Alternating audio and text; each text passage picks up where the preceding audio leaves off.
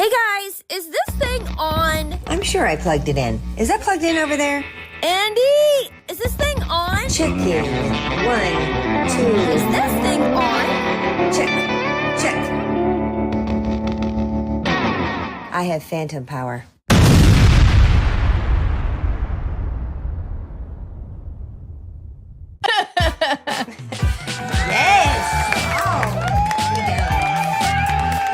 Welcome to Chicks with Gear, the podcast, where three lifelong friends get together to drink some coffee, play some music, talk about gear, and our quest for the most perfect acoustic sound on stage. I'm Deb. I'm Julie. I'm Andy. Who's not a chick. No, he's not. He's our resident gearhead, the fabulous Andy Most. Andy, good morning. Good morning, Julie. Good morning, Deb. Good morning, Julie. Yes. Would you like to introduce our guest today? I would be delighted. Please welcome Dan Eschenfelder. Woo! Woo! Yes. Thanks, guys. Thanks for having me. We are delighted. But I have to tell you, so we've known each other for quite a while, and in a totally different realm. I know it's crazy to think about, but we've been standing on the sidelines watching our kids play tennis for a lot of years and cheer them on. And then I got to see you doing your thing at the MTSU matches at tennis. Had no idea for a lot of years that that's what you did, and it's really exciting. Please tell them what you do, because it's really cool. Wow. Well, thank you for having me, guys. I appreciate it. You have a wonderful setup here. I love this. Thank you so much. I'm used to this type of setup because this is actually what we do. I work in broadcast. So this is really cool. So as Julie mentioned, we did watch our boys play tennis all those years. Yes. But she came up to me and noticed that I do broadcast because we do a lot of play-by-play for the men's and women's tennis matches. Oh, wow. And it is so cool. Yeah. It's pretty cool. It is pretty cool. And it's a great experience for the students as well. And that's what it's all about. But yes, I do broadcast. I work for Middle Tennessee State University. Woo! Yes, let's go. Go Blue Raiders. And I work in the broadcast section of the School of Journalism and Strategic Media. And that's inside the College of Media and Entertainment. Wow. And it's really grown. Like, MTSU, I think some people think they have a great music program, but they have no idea what that entails and how much it's grown. And tell them a little bit about what they're doing there, because it's really exciting. Sure, absolutely. Yeah, you're right. We're well known for our recording industry. The entire country knows about our program here, right. And we get people from all over the country to come here for a recording. But we have other departments, and those other departments are very successful as well. We have 3 departments in the College of Broadcasting and Entertainment. We have the recording industry. We have media arts, which is basically television production, basically like this. Television production, and also journalism. Journalism and strategic media, and that's where I reside. There you go. We like that. So, Dan, how many students approximately do you know are part of that college? Ooh, there's a bunch. There is a bunch, and we're growing too. The more popular that we get, the more we're gaining popularity. So, a number of students, successful students too. Successful students. You've got a good. What's the word when you've already been? Alumni. That's the word. Alumni. Get some famous alumni is what I was trying to say. We do have some good alumni, absolutely. That have been successful because of all the education they got at MTSU. Absolutely. A lot of our journalism students, former students, are actually, you see them on the news in the Nashville market. That's awesome. A lot of people. Chris Davis from Channel 4, or is it Channel 4 or Channel 5? WSNV, I think he's at. Wow. We have people in Knoxville. We have people in Chattanooga. So all throughout the state, and not just the state. I mean, they're going to large markets too. So that's so to work cool. in television news. Well, and I know you were just telling us earlier that you started an actual news program, and I think about what a great way to start off, to be able to actually produce the news and have whatever part they want to do, whether it's cameras or writing script, and actually had that kind of hands-on experience at a college level. It's pretty amazing. Yeah. So my background is in television news, and that's where I met my future bride. She and I worked at the same TV station in Jacksonville, Florida. That's awesome. We worked at an NBC affiliate there, and we met, and obviously we fell in love and got married, and had some kids that play tennis. So. But we worked in television news for a long time in broadcast, and we went to different places. I personally worked in Quincy, Illinois. I'm from Illinois originally. A little bit small market. Try to find it on a map. You're not going to get there. But Quincy, Illinois, I was an NBC affiliate. And then I went on to Jacksonville for the NBC affiliate. That's where I picked up Christine, Dr. Eschenfelder at this point, because she's a professor now. And then we went to Fort Myers, Florida. We worked for a CBS affiliate there. And and then we moved to Gainesville, Florida. We worked for the University of Florida. Wow. I was the chief videographer for the University of Florida. I worked in university relations. We promoted UF and its research and its colleges and everything like that. And my wife was pursuing her higher ed degree and ended up getting her PhD. Come on. Wow.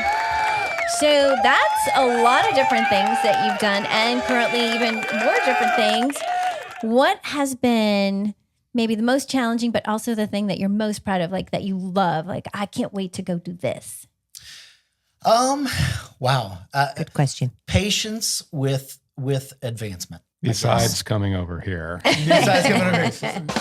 Well, I mean, just patience. It was a long climb. Yeah. It was a long climb to get to where we're at right now, but we're at a place right now where I think we're really, really thriving. If you would have told the 20-year-old version of Dan or Danny back then what that he'd be an instructor at a college, no, that would not happen, especially if you asked anybody in my graduating class. But so here we are, and we're both teaching at MTSU. She's the professor in the family. I'm the instructor in the family. She's the doctor. And so of those things that you do, is there one thing that's kind of your baby that you love to do the most, or just the whole thing is hard? Is it hard to pick? I'm glad you asked that, because I am very proud of our creation. My wife and I, we were brought here to start a teaching hospital. It's called a teaching hospital. Really? The teaching hospital is basically the same methodology you would see with people studying law, people studying medical industry. Basically, they all have to have residency, right? Yes. They all have to have residency, and they have to do the things that they teach. Oh. So they perform what they learn, and that's exactly what we're doing. That teaching hospital methodology is we have a laboratory, if you will, called a newsroom. Our newsroom is a working newsroom. Love this. That is incredible. Yeah, and they pull lab shifts. They show up one day a week, and they pull their lab shift. It's a 3-hour lab shift once a week, and that's part of their class credit. Oh, that's so cool. Mm-hmm. So So they show up in the I was just reporters. going to say, do they do every shift? Like, do they do like the camera, they do the board, or do they pick one thing? They can, but just for the classes that they're assigned. So each class has their own assignment. So we have a number of classes that are assigned to working in the newsroom. My class that I teach is called Video Journalism Practices.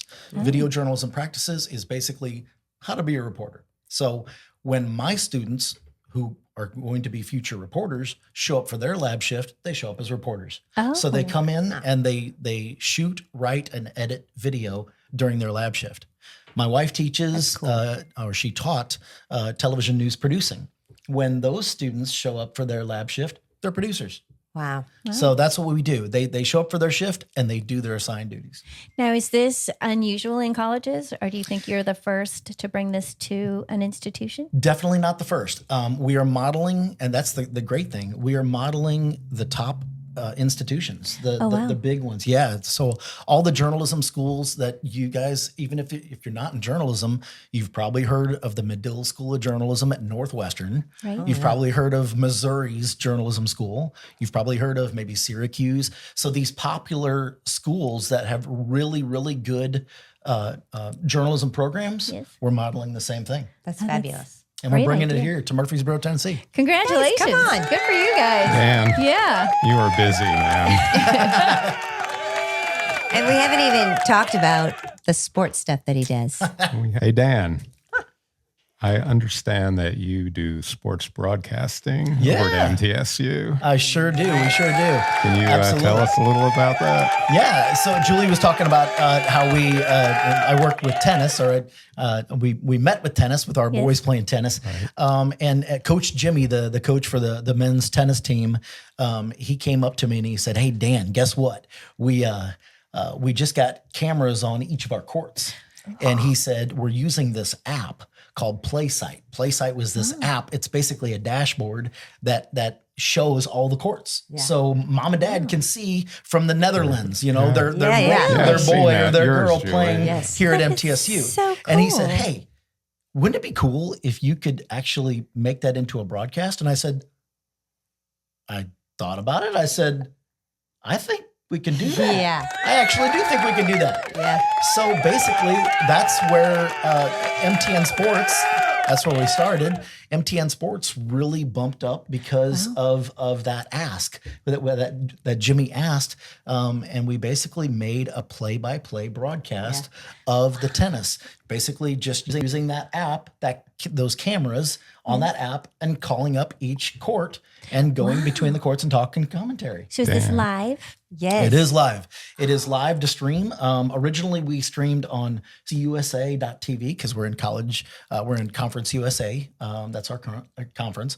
We were on their website, and then just this past season, we made it to the top. We did our very first ESPN wow. broadcast. Wow. So we've come a long way. Dan gets it done, man. He gets it done. And I will tell you this. So we love, like, if the kids are in tournaments or whatever, Kirk always brings his laptop so that we can watch the boys play and the girls. And what's funny is, like, if they're somewhere else, like ours is, I hate to say this, but it's so much better than everybody else's. It's amazing. It's like watching ESPN for tennis, and the kids do a really great job announcing, Wow. keeping track of all the courts, because there's 6 courts going on, and That's right. it's exciting, and the fans are, loud and cheering. So Can I just say this? yes. Yes. I mean this affectionately. I've learned tennis parents are over the top crazy, man. They are. No. Yes, they No. are. That is all. It is true. Maybe a little bit. It is true. Well, I will say this. This is another, I am pro Blue Raiders, I will say. But we had the best fans. I mean, it's like going to a Davis Cup match. And I mean, it's not the polite golf clap, Oh, that's nice. We're up there. Yeah, let's go. Let's go. It's funny that you said that because the fans really, really make a difference here. Yeah. I mean, they are, you mentioned it, they're ravenous. Our Blue Raider fans here at the Adams Tennis Complex, they are very, very ravenous. And they are the reason why we are so successful and hard to beat at home. Yeah. As a matter of fact, that leads me to one of our productions that our MTN Sports crew did that was very successful. They came to me and they said, "Hey, Dan, did you know that we are second in the nation for longest home winning streak?" How about that? Wow. This was about 3 years ago. And I said, "No, I didn't know that." And I said, "Well, how many do we have?" And they said 23 straight wins. I said, That's crazy. "Okay, do you guys want to do a big production on this?" And they said, "Yeah, let's do this. Let's do this." I said, let's get a mile marker. I said, "Who's ahead of us?" They said, "North Carolina, the Tar Heels." And I said, "Okay." I said, "How about if we get to 25, we'll do a big piece on how long this win streak is." and we'll call it Lightning Strikes 25 Times. Oh, I love that. Yeah, and we chose Lightning because our mascot's name is Lightning. Yes. He's the horse. Oh, he's a horse? Yeah, he's the blue horse for the I blue did not for the know Blue this. Raiders. Yes. He's got wings too. Oh, he flies. So he's like a Pegasus horse. So we got the 25th win, and it didn't stop there. We did an interview with Coach Jimmy in his locker room and shot a video about it. The kids went all out. They put together an entire multimedia project. A website, print articles, infographics, interactive graphics on this webpage. They produced a video, and it won first place in the nation for our sports broadcast. That's That's fantastic. amazing. Yeah. Yeah, and we ended up. The crazy thing is, we kept winning at home, and North Carolina lost to Wake Forest. So we ended up beating them. Yes. Yeah, absolutely. We ended up beating them and went far past 25. They made it to 33 straight home. That's amazing. Is that a Amazing. record? I mean, it's got to be up there. That's gotta It's be a got to be up there. You need So to start doing the basketball games. Man. if we do it, does that make them win? I don't know. If we cover it, Maybe you need to do that for the Predators. there you go. Oh. Hey, Dan, Yeah. all this amazing production stuff you're doing, I'm thinking we need to Let's talk gear.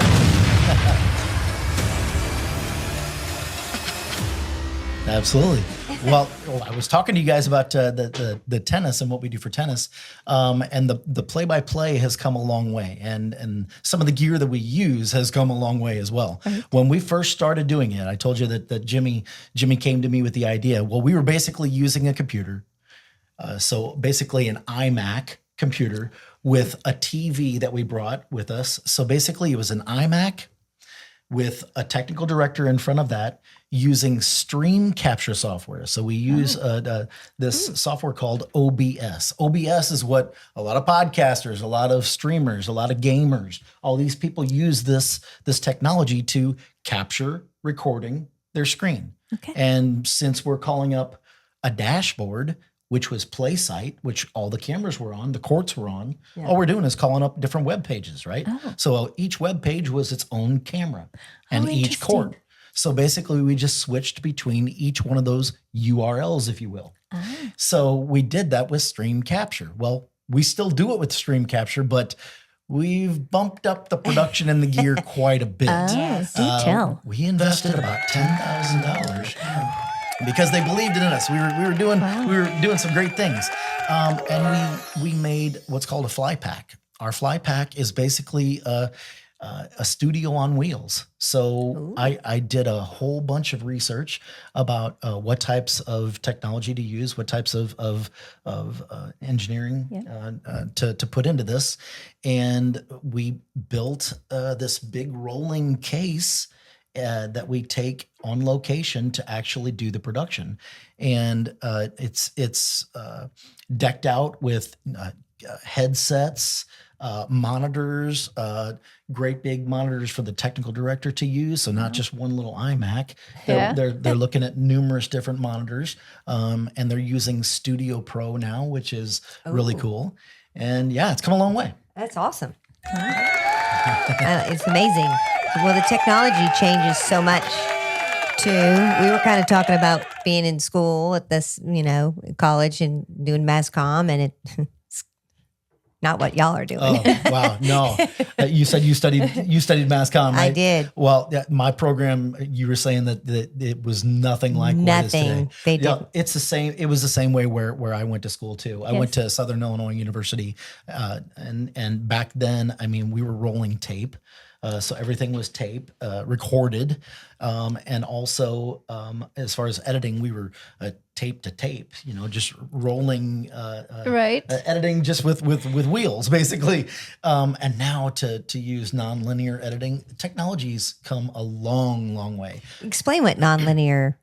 So Editing nonlinear is. editing is basically digital editing. So instead of using a rolling tape and cutting from this in point to this out point, you're basically doing that on a timeline. on a sequence. And everybody's doing it today. Yes. Anybody, what was once my own language is spoken by all now. Yes. Everybody can do it, and they can do it. Yeah. And they can do it on their cell phone. I mean, Yes. everybody is editing these days on anything. Yeah. You can edit on their Apple Watch. Isn't that crazy? It is crazy. It is very crazy. Especially considering I'm probably giving my age away, but there was no internet when I was in college. That is there was a no fact. Google. That You went is a to the fact. library. And if we did have a computer, we were working in megabytes, Library. not gigs and tera. Library. Library. This explains my career at U of M. There. I had an analog life Yes. Oh, yeah. before the digital life. Yes, that is yeah. correct. So we've had the benefit of both worlds, That is young true. people.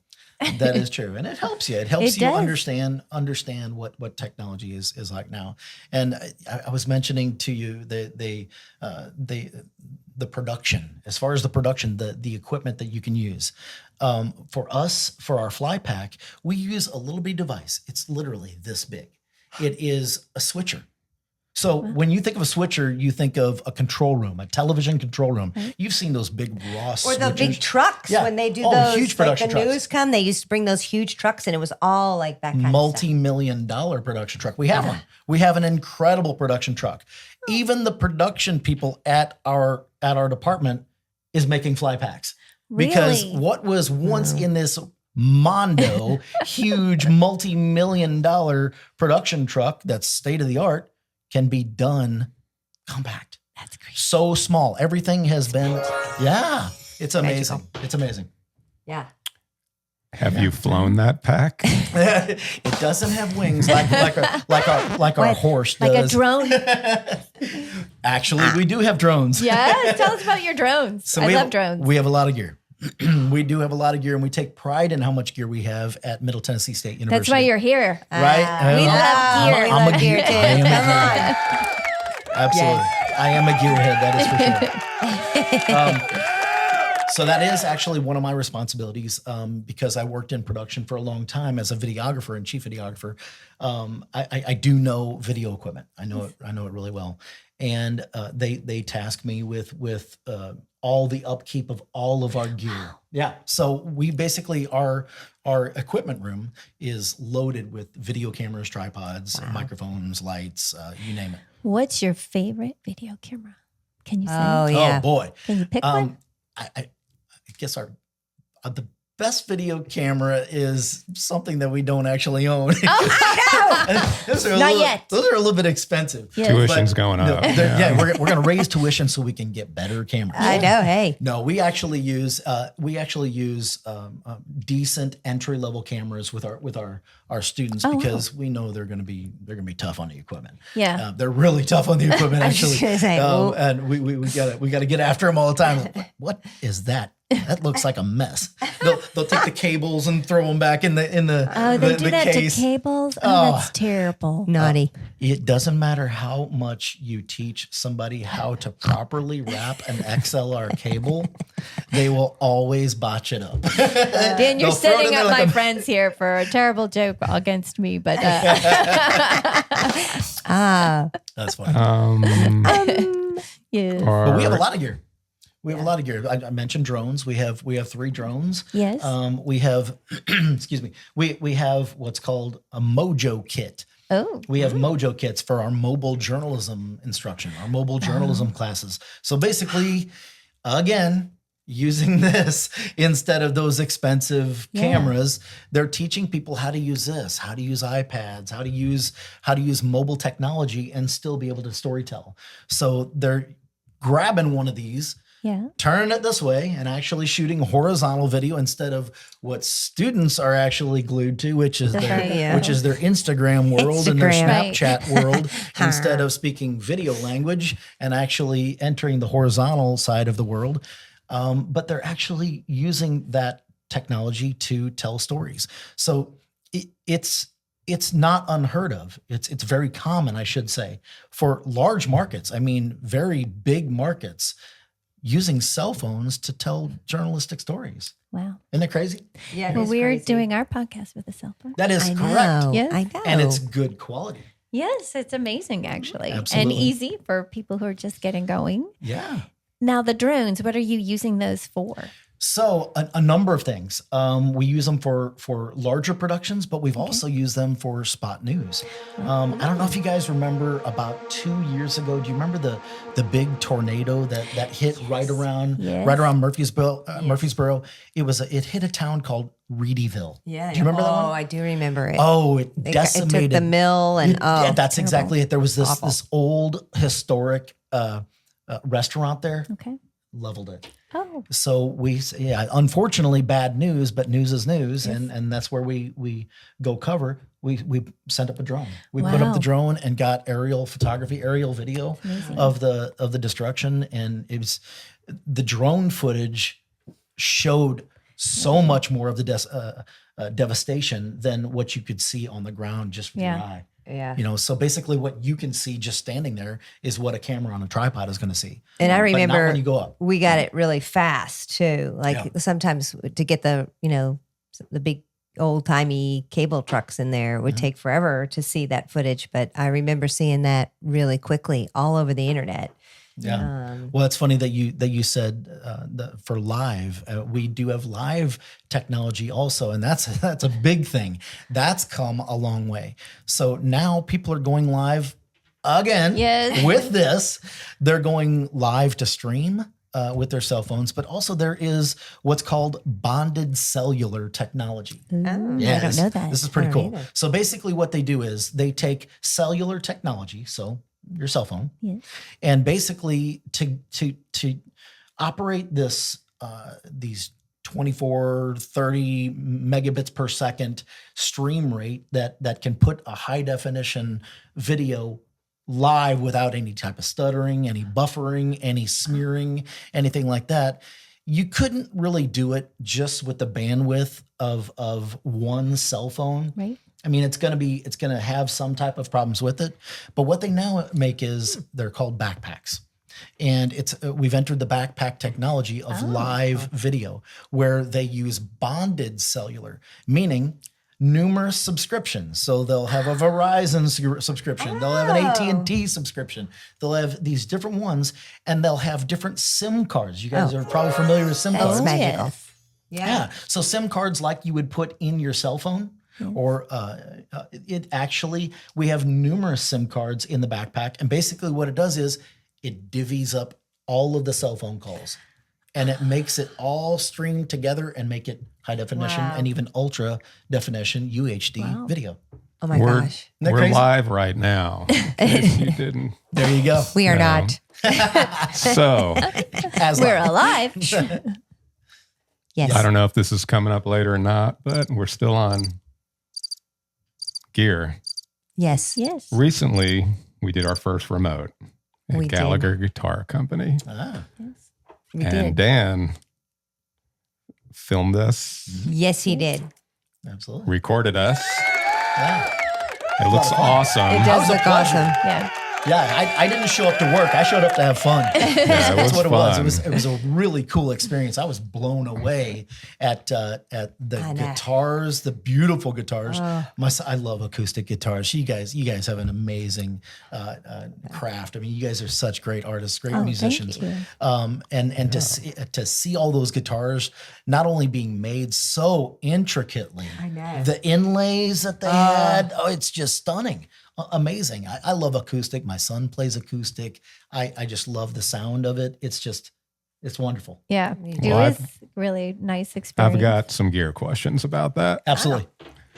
What camera were you using for that? That was a Sony 100.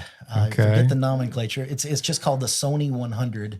I think it's actually not being sold anymore because I think they've upgraded it to something else. But it's looks kind of great. it's an entry level, but it has all the bells and whistles of a larger camera. And when I was researching cameras to purchase, and we purchased about 40 camera kits. Oh, my. Each camera kit that students check out have the video camera, an onboard shotgun microphone. I was to just pick going to up- ask you Yep. that. And that picks up ambient noise. So anything in the surroundings that anywhere. That's a mono Yep. mic. Okay. It is mono in that it does have 2 mono inputs. So they each go into the side panel. So they have 2 XLR inputs for 2 external sources. And you can trade those out.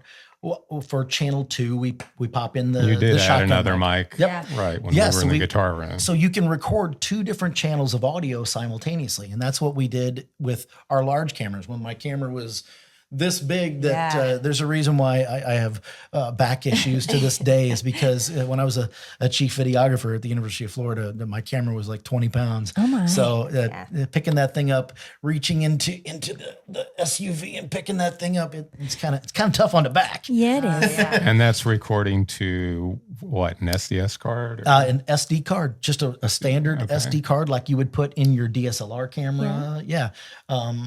So it's records to SD camera or SD card, and we also use lavalier microphones. So the microphones that you actually pin on you, like run up the shirt and pin on you, that can go into a separate channel. And in post, in editing, we can actually separate those 2 audios. So let's say you're recording something, you have your lavalier mic pinned on somebody that you're doing an interview with. I see. That's 1 channel of audio, and it's gonna show in your meters. It's gonna show at a certain level, and then don't forget you still have that onboard camera mic that's always plugged in, the shotgun mic. Well, that's gonna be recording because it's not this close to your mouth. It's not going to be as dominant. So it's going to be much lower, and it's going to sound like it's very ambient. So it's going to sound like it's kind of in the distance like this. And what you can do in post in Adobe Premiere Pro, that's the editing software of choice that we use. You can actually separate those 2 and choose which one is the dominant audio. And in Pro Tools, which we did And in Pro separate Tools. and do it. That is right. Pro Tools is fantastic. Yes, Andy is the expert. No. So when we were recording the guitars in the room, you had a different mic where the lavalier mic would go, or was that different? Because we had another mic in there. Actually, I did. The house, Gallagher, actually had That a specific. You guys may know That this. went into the Some type same of- input, though, right? Yeah, it did As go the into lavalier. It did go into the input. It went Okay. into where I would put the lavalier microphone Gotcha. for an interview. So I was able to get 2 different ones. I got the shotgun mic, getting it, Yeah, but I sounded knew that great. wasn't going to Yeah, it be as did sound dominant good. as the one that was right next to your fingers as Yeah. you were strumming. So that microphone was good. It was good. It was really good. It was a nice little mic. Absolutely. Yeah. So, Dan, it sounds like with the courses that you teach, the students have so much opportunity to try out gear. They do. So, do you want to talk a little bit about what they have access to? Yeah. Quite a How bit. old's your oldest student? My oldest. Can we enroll? I'm thinking Actually, we do. I do have non-traditional students. Come on. I'm almost matter- at audit age, right? For free. I have people older than me that I've taught that are non-traditional students, and they're learning technology. As a matter of fact, one of them is a state representative here from Smyrna. Representative Mike Sparks from on, Smyrna. you go, Sparks. Actually took I think 3 of my classes, so I know Mike really well. Wow. But and one of the classes that I taught him was video journalism practices, and another one was my digital media skills class. Digital media skills is basically, that's another techie gear type of class that I teach. Basically, we teach them how to do an audio news story using audio recording equipment, a Tascam. Oh. We teach them how to do a photo essay, and they have to learn how to use a DSLR camera, a focusing type DSLR camera. They have to learn how to do a video news story, so they have to learn how to pick up a video camera and learn how to mic people up properly and get good audio and good lighting quality. And they learn how to do infographics. So this is a journalism class. So we're teaching them journalistic acquisition, how to properly use these devices to tell a story and present it. Okay. And that's where the digital media skills part comes in. I teach them how to use free editing software in our website design software, I should say. We use Wix. Wix I've heard of that. Yeah. Wix. There's a number of one. There's a number of. I've got a Wix site. Yeah. Yeah, and it's easy to use. It's always changing. The technology, as we mentioned, technology is always changing. So even this free Wix website editing software is becoming easier and more widespread as well. So we teach them how to write these, shoot these, edit these, record these, and present them in a story on their webpage that they create using Wix. That's fabulous. So Yeah. cool. I love that. It's pretty cool. It's not easy. Like, and maybe it's just my age or whatever, but like some of that stuff, I usually have to hand it to my children. Yeah, it's Can you help me? It's crazy. So Please. so every semester it gets worse and worse because I am your age, and because I have to learn this. I have to learn this technology every single semester because it's like I feel like they're moving the goalposts. Like they keep moving the goalposts further and further and further Yes. away. But and I'm always having to retrain, relearn, and even learn from my students, and I have to do that. Yeah. Yes. They know how to use this thing far better than me. Right. They can teach me so much about social media and how, and we use social media. We use social media for journalism because who are we reaching? You. Yeah, Yes. that's right. We're reaching the audience, and what does the audience have in their hand? An iPhone. Yeah. An iPhone all the time. So Yes. so who better to ask than the students that you're teaching? Hey, can you teach me to teach you? I know. Well, it's funny that you say that about technology. So years ago when we were in college, I played keyboards in the band. And I got so tired of buying, saving my money, buying the most up-to-date keyboard. And then somebody like, oh, did you see such and such chord came out with? I'm like, oh, I couldn't afford it. That's why I play mandolin. I mean, That's yesterday's equipment. yes. I'm It like, changes. you're so yesterday. I'm like, but it just came today. Yeah. How many mandolins do you have? I was just going to say, what? Yeah. Yeah, but the mandolins I have, it's not like they're now obsolete. Yeah, no, I'll They're- trade you DX7 for that one mandolin there. So. Well, you said it. We were talking about the cell phone. Yes. When we first started, when I first started in video, I mean, we were tape to tape, right? Yeah. Not on a computer. When we first got a computer, that was glorious. It's fantastic. Working in megabytes, not gigabytes, right? And to own that software, it was called Avid Express back then. Avid or Avid Media Composer. I forget which one it was. It was one of those nonlinear editing softwares, but it was thousands of dollars back then. Yeah, it was terrible. That's a foul. Now it's free, Yeah, and you can do it on your cell phone. What cost thousands of dollars Yeah. and required very expensive computer equipment with lots of RAM, maxed out RAM, Yes. a great processor, is now done on your cell phone. Yes, There's an app. So that as life goes, there's an app for that. That's right. Tell me about it. And two, one of the coolest things that I think in terms of saving money and all of this, because, as we were talking, I've been doing this kind of stuff for a long time and you can spend a lot of money on gear. But what I'm finding, like with even software for editing, you get subscriptions. Yes. And so when you get an update, it's not like you're having to reinvest in a whole new program versus how it used to be, right? Like that is a very nice thing that you can always stay update. Yes. And you're not getting raked over the coals. Yeah, and every time I turn around, I'm having to relearn Adobe. We use Adobe Premiere Pro. Even this last go around, I'm getting ready to teach my class video editing, and unfortunately, I regret to say that I did not open up the newer version, the 2024 version of Adobe Premiere Pro, until the day I was supposed to teach it. Oh. And they had made an upgrade. Oh, no. And this upgrade was over the top. Everything looked foreign to me. Everything no. looked, I said, Oh my Lord. What did That I is do that wrong? one right there. No. So, and they changed it so much so that the audio was split up and it was showing a different way. So to mention what you were just saying, even the software is changing and we have to get with the times. Yes. We have to evolve with it. For your live productions, what's the most amount of mics that are being used, channels for audio? Let's see. So we do our bread and butter is Middle Tennessee news. We do our biweekly, twice a week on Mondays and Wednesdays at 4:00. We do our 30-minute cast, our 30-minute newscast with the students, and that's done in that teaching hospital. So they show up for their shift, they do their reporting, they do all their scripting, and they use professional software. Wow.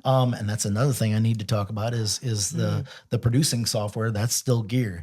The producing software is called ENPS, Electronic News Producing Software. It's basically what all the pros use. So all the big TV stations that are out there, they use this. Even ESPN. It doesn't even have to be news. What does it do? Basically, Wait. it's scripting. Wait. Andy's like, wait, I'm not caught up. How many mics for that? How many mics? For that? Yeah. Sorry about that. How many mics? For our newscast, 4. So 4 separate channels? 4 separate channels through a switcher in the control room. Completely separate room from our studio. Oh. Got it. Yeah, a lot of technology in the control room, yeah. and we're changing that out too. We're getting all new cameras in there, and the cameras here. Talking about price, also, the cost of things has gone crazy. Yes. So, and if you dare mention the word broadcast, you could go purchase something. Let's say it's a little rack that houses all this computer technology. You've seen racks full of things in equipment rooms, right? Well, if it was for a computer, if you go to, I don't know, Newegg or B&H Photo, and you were to purchase something for your computer and call it a computer rack, it might be $200, $300. But if you just dare say the word broadcast, no, this is a broadcast rack. Even though it's the same rack that the computer guy uses, you just tack on a couple extra $1,000. Oh no! So just to tell you, when we built our control room, that was before me, the entire studio. So the entire control room, which consists of the broadcast switcher, the expression graphics generator, so that generates like lower thirds and things that you see, like identification, that goes on their close up. The expression graphics generator, also the audio board, and the audio board has like 28 pots, 28 different inputs that it's capable of doing. Do we know what the audio board is?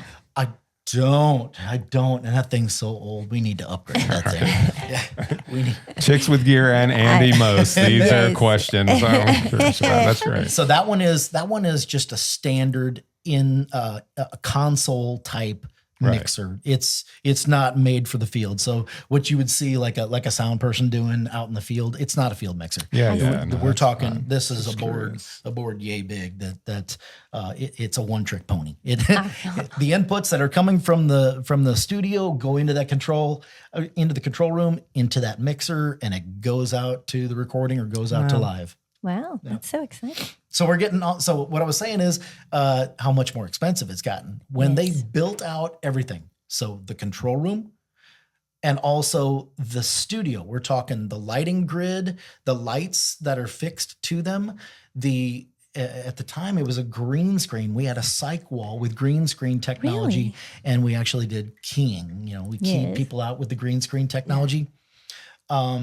Also the cameras, the teleprompter, all that equipment, the microphones, the lav microphones that they pin on, their IFBs. And IFB is the internal frequency, where you've probably seen reporters where they put their finger in there and they're like, "That's right, Chuck. Yeah. I do hear you back there in the studio. That's right. We're here live." Well, that's for interrupt. That's for comms, if you will. That's for either the producer to press a button, say, "Hey, wrap it up, buddy," or they might be talking to the person. They might be able to hear the actual anchor tossing to them when they're live on a remote, saying, "Hey, That's cool. We now go live to Chuck, who's out there in the field. Chuck, And then I want one of those for our podcast. right? Hey, Andy. Do we have to wrap it up? Yeah, I need one. Yeah, Hey, I want to say. say something. Yeah. Block all the channels. My turn. Absolutely. So we have a lot of tech, a lot of guess equipment so. in there. That's exciting. For I sure. mean, I would have given anything to that. I mean, great practice. Yes. Absolutely. Yes. Yes, Johnny yes, on the yes. spot. Yes. And we do a lot of production as well. And the production requires a lot of gear as well. We can travel light or we can travel heavy. It all depends on what we're doing. When I shot at the Gallagher music store, I traveled medium light, Right. if you will. We had some decent gear. I boom mic. I had a Yes. boom Yep. mic for you guys. But I could have packed heavier. I could have brought all my lights like this and lots of other field gear. But we also have to be able to be mobile as well. Yeah. And that kind of leads me into some of the productions that we actually do. Yeah. We do a lot of different things. Yeah. A lot of different things. Award-winning things. Yes, come on. Yeah. Absolutely.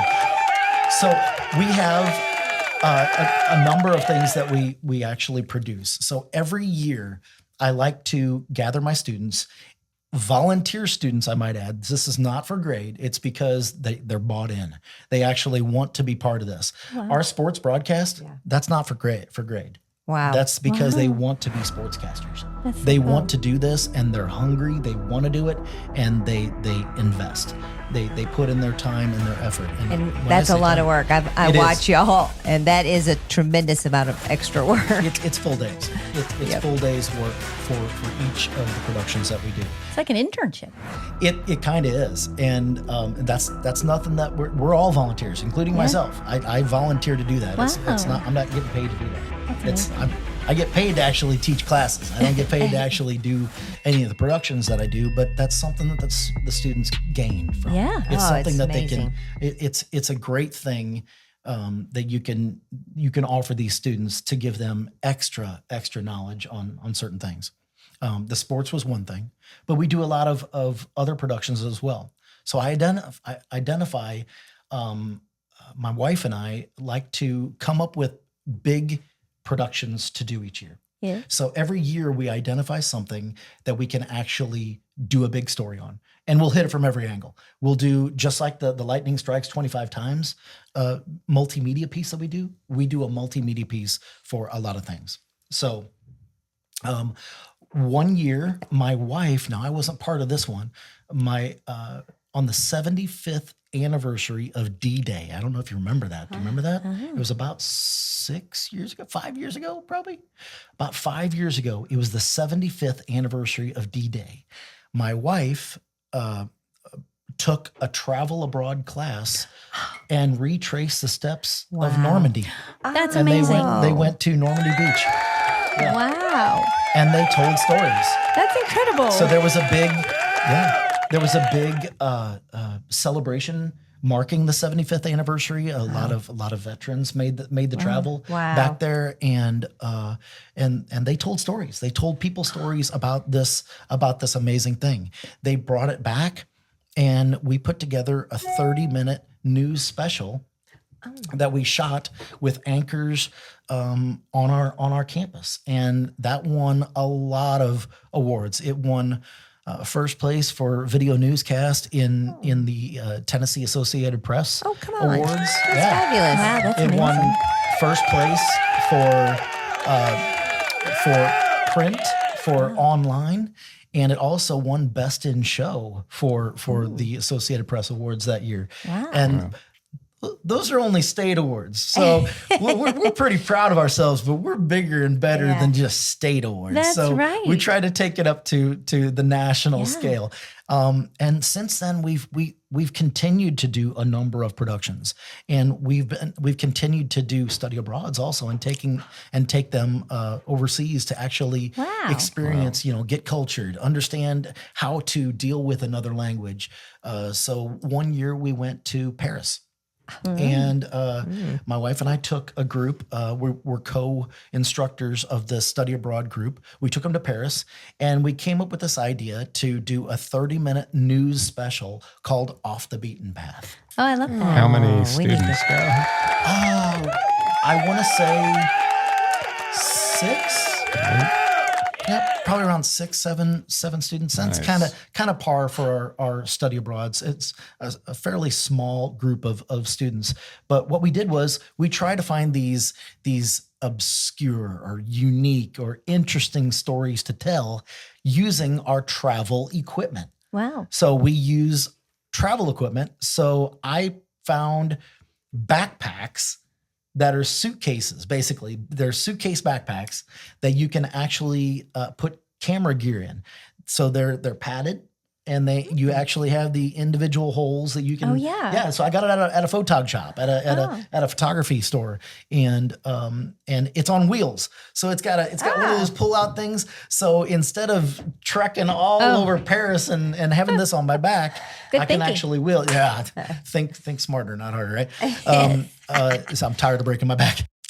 So yeah, we do travel reporting. My wife and I take a group abroad every semester, every summer, and we take a small group to a different place each year. The first year that we went to Paris, and we took a group around 7 people, 6, 7 people, not very large, manageable, and we use portable equipment. So for that gear, I found basically a photography backpack on wheels. Wow. That's padded and divided, that it actually you can put your gear in there and keep it safe, and it's on wheels so that I don't have to have it on my back all the time. Yeah, smart. Yes. That's think amazing. smarter, not harder, right? But we're portable, and even the tripods are smaller, more compact, and they can actually fold a different way that can actually fit inside a check-on bag. Really? Wow. A bag an overhead Yeah. bag, a carry-on that you can do. But we do travel reporting, and we teach them how to shoot, write, and edit stories, and experience a different place. Sometimes speaking a different language, and they have to learn how to work with these barriers, these boundaries, and learn how to travel and become a world traveler. It's pretty I cool. think that's fabulous. So how does the student get to do that? Is it like an honors program, or just they put their hand up? No, as a matter of fact, you want to go? I'll go. So, as a matter of fact, you don't even have to be a journalism student. We've had history majors, poli-sci majors, people from all different majors that come, and we teach them how to use the equipment and how to become a video storyteller. I love this. I do too. I think that's really awesome. Yeah, so we do. We came up with a show that we have these stories all go into, called Off the Beaten Path. Off the Beaten Path is basically it's a unique angle to seeing things out there. So I don't know if you've ever heard of the website called Atlas Obscura. No. Atlas Obscura, it's basically a website devoted to the things that are unique, weird, quirky, fun, interesting. Like us. Yeah, so things that are out there, right? So what we try 3 to do out of is 4 ain't bad. so we try to find stories that are unique, that aren't the things well traveled. We're gonna go to the Arc de Triomphe. We're gonna go to the Champs-Élysées. We're gonna go to the River Rhine. We're gonna go to the Eiffel Tower. But that's where everybody sees Right, that. We want yeah. to tell the unique stuff. So we find interesting stories. One of the stories that we told in Paris was one of the things that is popular that I didn't know is speakeasies. Oh, Yeah, old timey themed bars, love pubs this. that can't be found, that are not publicly known 'cause or they're advertised, because it's prohibition right now. That's And right. we can't have those establishments. So we found out about a place that you walk up to an old telephone booth and you pick up the receiver and you listen. And in the receiver, it said, To gain entry into this establishment, it might be helpful to know the year of prohibition in the United States. You enter, I think, what was it, 1940? you enter the date, and a secret door pops up on the side. Really? And you gain entry That is really into the cool. pub. Now, is this an old Prohibition speakeasy, or is this something that they built specifically for fun? It is just for fun. It is not. They just did this for fun. It wasn't one that. I mean, maybe it Is is. there alcohol? There is alcohol. No mushrooms. And No matcha. they are mixologists over there. They really know how to make a cocktail. So it was a yummy experience as my well. It was gosh. a fun experience, and they're all dressed up. They're playing the part. You're hearing that's you're really hearing cool. ragtime music being played. You're hearing you're seeing all these people. Even the people who go there were dressing up in big pearls, the girls in pearls and guys in ties and the some guys gypsy behind jazz? the bartenders or the mixologists behind the bar were wearing bow ties and suspenders and, that's really and cool. handlebar mustaches. It was really cool. That have- reminds me. Sorry, I didn't mean to interrupt. But did you ever see the movie Midnight in Paris? Yes. With Love it. Owen. Which one? Owen William. Owen Wilson. Wilson. Yes, I've Yes, seen that. I It's a good love. That's what it I love reminds that me of. movie. He'd step back at midnight. He'd step back to when all the famous painters and writers were, and that's what that reminded me. That of. was a great movie. My That was a wife great and I movie. both really love that movie. What were you going to say, Andy? Yeah, sorry, Ange. Do they have fake cops banging on the door or anything? Swinging a billy club. Who's in there? No, it was a unique experience. So we came back. So we found a bunch of stories like that. I love that. My son, my son came along with us, and he's not a journalism major. He was a geosciences major. So into basically digital. Today's cartographer, if you will, but digital. So making maps. So he's going to be the future Google map maker. So if something's amazing. wrong on your map, don't blame my son. But anyway, so basically he found an old map museum, if you will. I say museum, but it was an apartment. It was this couple's apartment where they were basically collectors of all these old maps. And as maps go, they keep rewriting, right? Yeah. Throughout history, things change. Yes. Topography changes, maps change, the world changes. And also the things that we know or didn't know back then. So these maps are very unique in the way they tell the story itself. The maps did. So they showed old maps from like the 16th century. Really? Oh, that would be old. so cool. So was the Yeah. world still flat to them in 1600? I guess so, and a lot of water. A lot of water. And that goes on forever until it stops. Yeah. But they had, speaking of water, they had one map that showed routes for shipping, routes so routes cool. for Oh, yeah, ships that's really to set sail, and it showed different types of creatures. Ooh. Yeah, Like what? Like big octopuses. Or is that the Monsters? plural? Octopi? Octopi. I do not know. I don't know. But big creatures, like sea creatures, because they lived in a mystical world, I guess, Oh, back yeah. then. And the things that were unknown, or don't go to this area because it's Like the known for this. Odyssey, right? Yeah, it's Yeah. it's kind of crazy. But he told a story on these unique maps. So we tried to also relate it to the student. He's a geosciences major, That is so really why cool. not find him a map making? Yeah, that's a awesome. map collector. I love that. Yeah, and we come back and we put together the 30-minute show. Oh, let me rewind a little bit. We also shoot the anchor intros on location. So so for the Paris episode, we shot the start and close, the open and close in front of the Eiffel Tower. And basically in the open, my son was actually the anchor, one of the anchor that co-anchored the open to the show. And they come in and they they introduce each other and they say, "Welcome to Off the Beaten Path, Paris." And behind us, you see the Eiffel Tower, but don't get used to it because it's the last time you're going to see it. Today we're going because today we're traveling to some of those lesser known places in off the beaten path. I love that. I do too. I think that's really cool. So, and last year we went to England and Scotland. So this past summer we went to England and Scotland and we did a number of different things. Prior to going, we took a bunch of gear to the Tennessee Scottish Highland Games. Oh, Yeah. Oh, so I we bet that's traveled cool. to East Tennessee into the mountains and actually we traveled with a drone. So we put up the drone and when they were marching with the bagpipes and we sent up the drone to go over the top and get aerial shots of them playing the bagpipes and doing the caber toss and really all those, the mallet toss, all those things that they do in the Scottish Highland Games.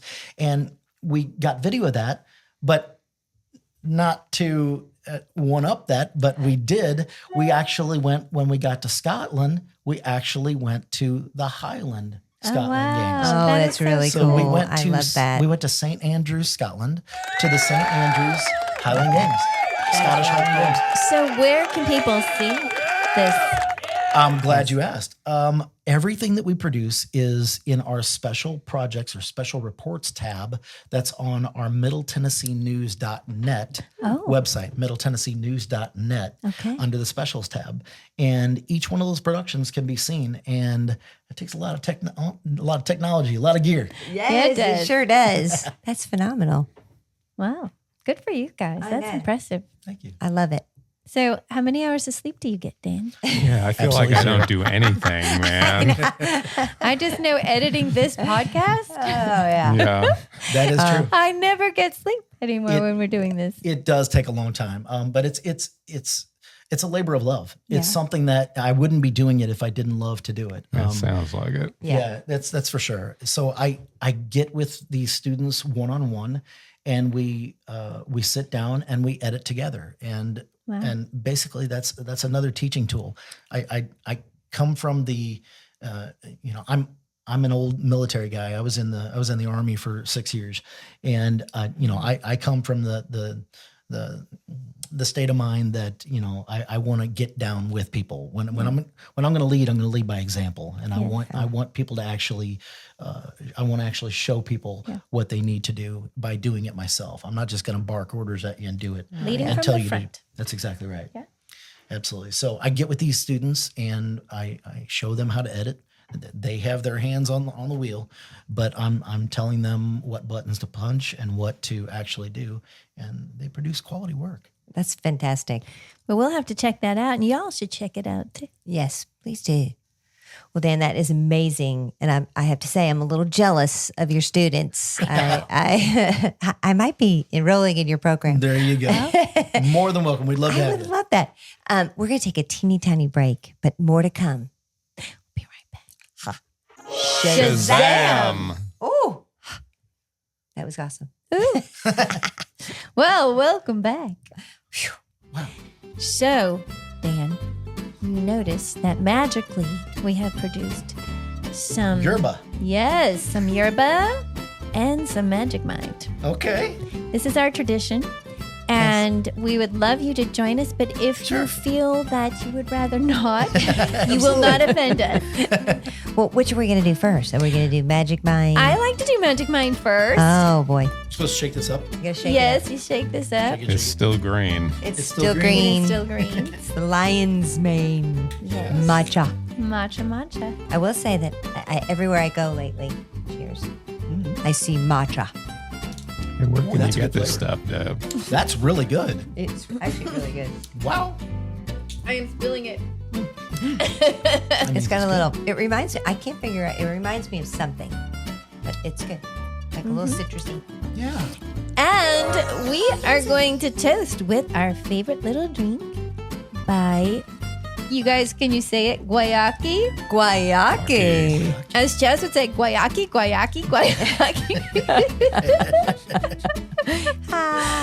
Yes. So I would We're like cracking to. these open? Yes. We'd like to toast to you, Dan. I know. Okay. And everything you're doing. That's Yes. fantastic. Well, thank you very Cheers. much. Cheers. Thank you for coming. Andy. Thank you. Thank you very much. Thanks for being here, and thank you for sharing all of I your know. Appreciate amazing gear. I enjoyed it. You guys have a great setup here. Thank you. Envious. This is great. Right in our living room. The dining room. Hopefully needs a it all dining room? recorded. Wait, we were supposed to record this? Oh, dang. No. I knew we were forgetting something. Oh. So, Dan, what'd you think about the yerbas? That's really good. That's what they both are. That's Yeah. I really know good. it's pretty tasty. Do you feel the focus coming on you right It's coming on. It's coming on. I There can it feel is. it. I should have taken it first. I was just going to say that. Andy, you still liking the yerbas? Yeah, right. liking the I like yerbas. it. Yes. I like. I usually chase it with something a little later off camera, but Oh yeah. Well, I'm sad to say that this is all we have for today, and I sure have enjoyed it, and it was really fun. yeah, Dan, thanks. Yes. Appreciate it. Thank you Thanks so for having me, much. guys. We sure appreciate everyone tuning in, and hope that you like, subscribe, and share. And if you have any questions for us or something you'd like us to talk about, or if you're just wondering what the heck is in Andy Mo's cup, comment below. Yes. And until next time, Don't you worry about it.